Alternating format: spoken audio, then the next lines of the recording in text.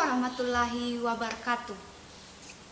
Bakri Nantang, pelaku peristiwa Refleksi Masamba Affair. Refleksi Masamba Affair, Sarma Hadeyang. Pada tanggal 29 Oktober 1949, pada malam hari tepat pada pukul 19.00 waktu Masamba, mereka bergerak menuju asrama polisi Nica untuk merampas senjata. Jumlah senjata saat itu sebanyak 30 pucuk.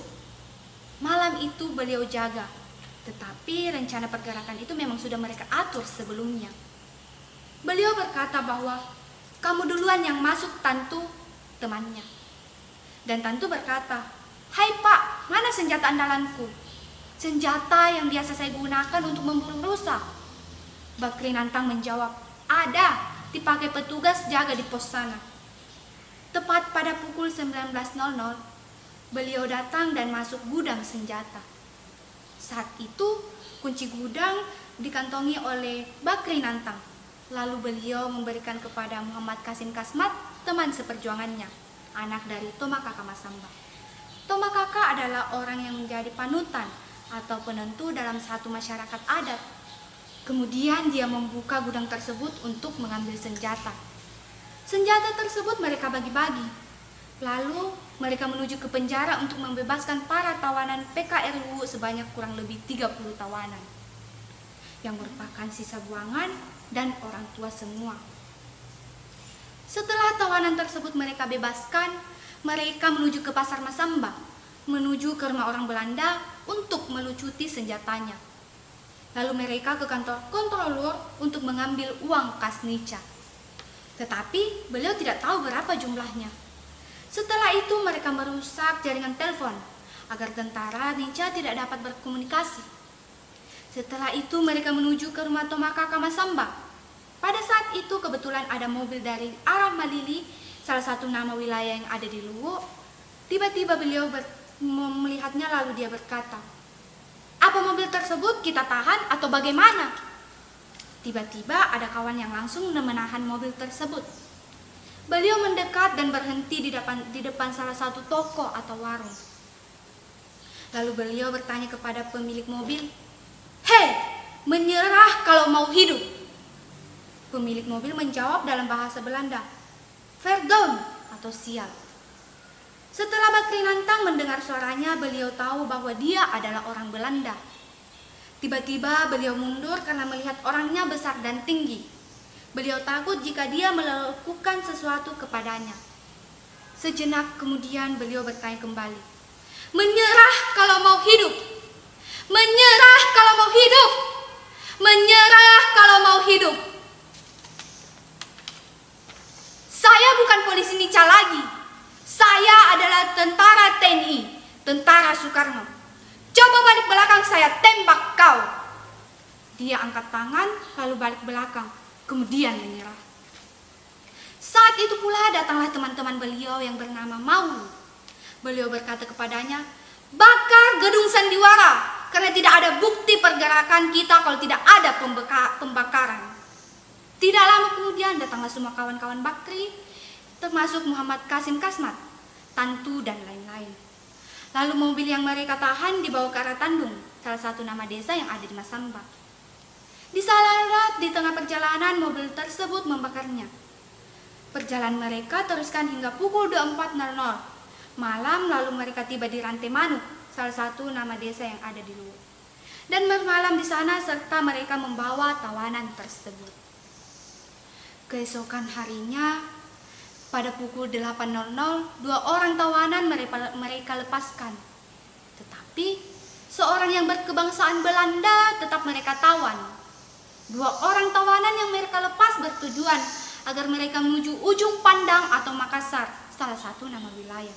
Dengan catatan, mereka harus menyampaikan informasi ke Jawa bahwa Masamba sudah bergerak. Hari semakin berlalu. Kemudian mereka sepakat membentuk semacam kepangkatan. Yang jadi komandan saat itu adalah berasal dari Jawa dan diberi mandat oleh Kahar Muzakkar untuk mengadakan pergerakan di Sulawesi Selatan, yakni Kapten Abdullah Riwu. Dan Hasan Lakalu sebagai wakil komandan. Sedangkan Andi Atas sebagai komandan pasukan sektor 2 dan Muhammad Qasim Kasmat selaku komandan sektor 1. Keesokan harinya setelah pembagian tugas tersebut, maka Andi Atas bersama Andi Baso Rahim serta pasukan sektor 2 menuju ke arah selatan kota Masamba. Sedangkan pasukan sektor 1 di bawah pimpinan Muhammad Qasim Kasmat memiliki daerah Salu Ampak menuju arah utara kota Masamba. Pasukan itu dibagi dan mereka berjalan nanti di Tandung lalu berpisah. Semua pasukan mengarah ke daerah perjuangan masing-masing. Pasukan sektor 2 telah melihat semua mobil musuh, tetapi tiba-tiba ada orang tua datang memberitahukan kepada mereka bahwa coba anak-anak mundur, nanti kamu dikepung karena kalian sudah ketahuan. Maka mereka mundur dengan segera. Pada malam hari mereka teruskan perjalanan menyeberang di Sape, salah satu nama desa di Masamba. Tembus ke Pandak, salah satu nama desa juga yang ada di Masamba, dan mereka bermalam di sana. Keesokan harinya, sekitar pukul 20.00, mereka melintas terus ke Jalan Pombaka, nama desa yang ada di Masamba. Pada tanggal 4 November 1949, terjadilah pertempuran kurang lebih 10 menit. Gugurlah Lesangi Nantang, kakak kandung Bakri Nantang. Dari sana mereka mendapat aba-aba dari Hasan Lakalu, teman seperjuangannya, bahwa kita sudah dikepung dari 3 arah, tetapi kita tidak boleh gentar mendengar suara tembakan. Hasan Lakalu memberi aba-aba, coba balik ke belakang dan bagi arah letusan senjata. Tak lama kemudian Hasan Lakalu berteriak dan memberi aba-aba kembali, stop, jangan menembak lagi. Maka saat itu berhenti menembak dan berlari mencari perlindungan. Tetapi Hasan Lakalu meneruskan tembakannya kembali. Setelah kejadian itu mereka menuju ke Baliase, salah satu desa yang ada di Masamba, untuk mencari jalan untuk menyeberang pada pukul 18.00 sore menuju Kapidi. Dan mereka mendapatkan sebuah perahu untuk digunakan untuk menyeberang. Di tengah jalan raya turunlah hujan deras. Dan mereka melakukan perencanaan kilat cepat dengan keputusan yang mereka ambil menuju hutan. Rombongan saat itu terdiri dari Tantu, Muhammad Qasim Kasmat, Muhammadong, Abdullah Riu, Hasan Lakalu, Bakri Nantang, Maulu, Ibu Salawati Daud, Tere, Kondo, dan lain-lain. Mereka meneruskan perjalanan hingga ke Jalan Raya Baliase, salah satu desa yang ada di Masamba, lewat jembatan tua menuju ke Gunung Tembus ke Porodoa. Mereka teruskan perjalanan ke Uraso Tua, salah satu desa yang ada di Masamba, dan tiba sekitar pukul 24.00 malam. Di sana mereka istirahat, memasak, dan makan. Setelah makan, mereka melanjutkan perjalanan dengan keputusan semua senjata harus dikumpul dan disembunyikan. Berarti kita tidak bisa mengadakan perlawanan lagi. Sedangkan senjata dan peluru yang kita miliki masih banyak. Apakah memang kita sudah kalah kuat? Itulah pertanyaan Bakri Nantang saat itu. Karena beliau adalah bawahan yang tidak tahu apa-apa saat itu dan tidak tahu politik perjuangan. Lalu beliau menangis. Datanglah kakak sepupu beliau, Muhammad Qasim Kasmat, membujuk. Dan dia berkata, jangan menangis. Jangan putus asa. Kalau saya tahu begini jalannya, saya tidak mau ikut. Bagaimana kalau kita nanti mati semua? Dan orang tidak tahu kalau kita mati di tempat ini. Siapa lagi yang akan memberikan penjelasan? Muhammad Qasim Kasmat berkata, kakak saya sudah mati. Apakah saya harus seperti ini lagi? Namun Muhammad Qasim Kasmat selalu membujuk. Kita ini tidak tahu, hanya semangat juang yang kita bawa. Dan akhirnya senjata mereka kumpul lalu pasukan diperkecil.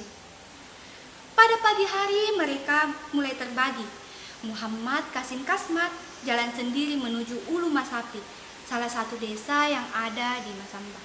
Sedangkan Tantu, Abdullah Riu, Hasan Lakalu menuju Rampi.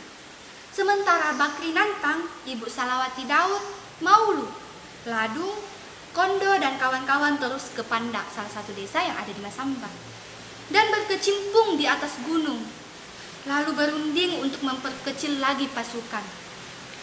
Bakri Nantang berkata, Ibu Selawati Daud kalau bersama saya akan mampu bersembunyi. Tetapi kalau kita begini banyaknya bagaimana?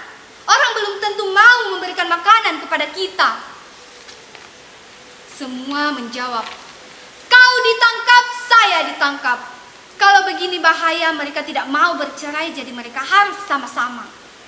Saat itu Bakri Nantang berinisiatif menyelundup masuk kampung menemui om beliau yang bernama Kurik, yang merupakan bapak dari Tere, teman seperjuangannya. Sementara makan, datanglah mobil polisi. Mereka berkata, kalau dulu kau tidak lari dari polisi, kau tidak bikin celaka dirimu. Kau memiliki pangkat tapi lari. Awalnya polisi tersebut marah lalu membujuk Bakri Nantang dan sambil berkata kepada beliau, baik-baik saja karena kau akan diperiksa nanti. Untung juga kau bergerak begini membawakan nama baik kita sebagai polisi dan mengharumkan nama kita. Saat itu beliau menyerah dan menuju asrama polisi. Di sanalah beliau dipanggil dengan bahasa Belanda. Beliau tinggal sendirian. Teman-teman beliau tidak tahu mereka dibawa kemana.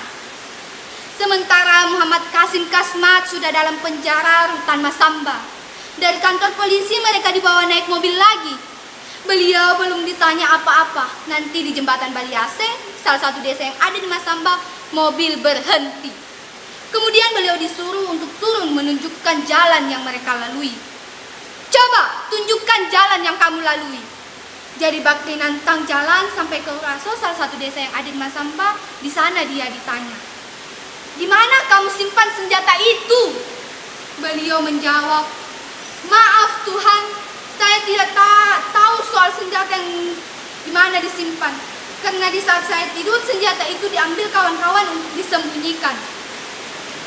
Saat itu Bakri Nantang diancam. Tapi dia selalu menyangkal karena mereka sudah tidak ada bekal dari teman tentara mereka yang sebelumnya. Dan mengatakan jangan ragu-ragu kalau diperiksa. Karena tidak ada lagi pembunuhan sekalipun kamu diancam. Polisi tersebut sambil berkata, mana senjata itu? Kalau tidak mau memberitahu, saya akan tembak. Lalu beliau menjawab, bagaimana mau dikasih lihat kalau memang saya tidak lihat, Pak?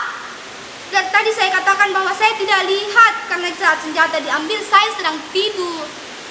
Tapi maaf, kalau saya mau ditembak, jangan tembak di sini. Tetapi bawa saya ke lapangan Masamba, di sanalah baru saya ditembak. Tapi sebelumnya, berikan kesempatan saya untuk bicara sejenak. Mungkin juga polisi tersebut takut dan malah memukul pundak Bakri Nantang ketika beliau berbicara seperti itu. Polisi berkata, jangan marah, tidak ada lagi penembakan, itu hanya gertakan saja.